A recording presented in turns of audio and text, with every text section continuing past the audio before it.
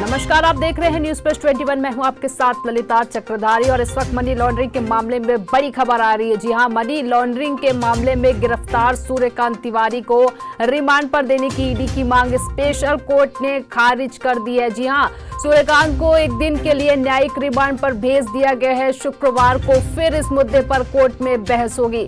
इधर सूर्यकांत से पहले गिरफ्तार आईएएस समीर बिश्नोई, सूर्यकांत के चाचा लक्ष्मीकांत तिवारी और कोयला कारोबारी सुनील अग्रवाल को भी कोर्ट में पेश किया गया।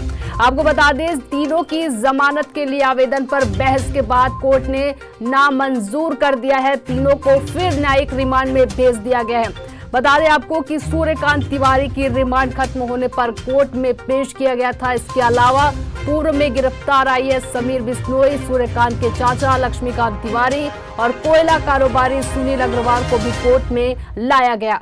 वहीं बता दें आपको, 27 अक्टूबर को बिश्नोई सहित तीनों को आरोपियों को न्यायिक रिमांड पर भेजा गया था। वहीं सूर्यकांत ने 29 अक्टूबर को कोर्ट में सरेंडर किया था। इसके बाद ईडी ने उसे गिरफ्तार कर रिमांड मांगी थी।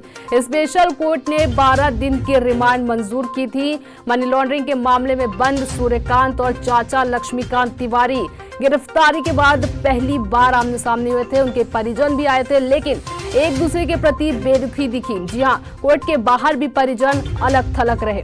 जी हां, मनी लॉन्ड्रिंग के मामले में ये इस वक्त की बड़ी खबर है, जहां सूर्यकांत तिवारी को रिमांड पर देने की ईडी की मांग स्पेशल कोर्ट ने खारिज कर दी है। जी हां, लगातार ईडी से जुड़े तमाम अपडेट्स न्यूज प्लस 21 आप तक पहुंचा रहा है। आप बने रहिए न्यूज प्लस 21 पर, देखते रहिए न्यूज प्लस 21, आपके हक की बात।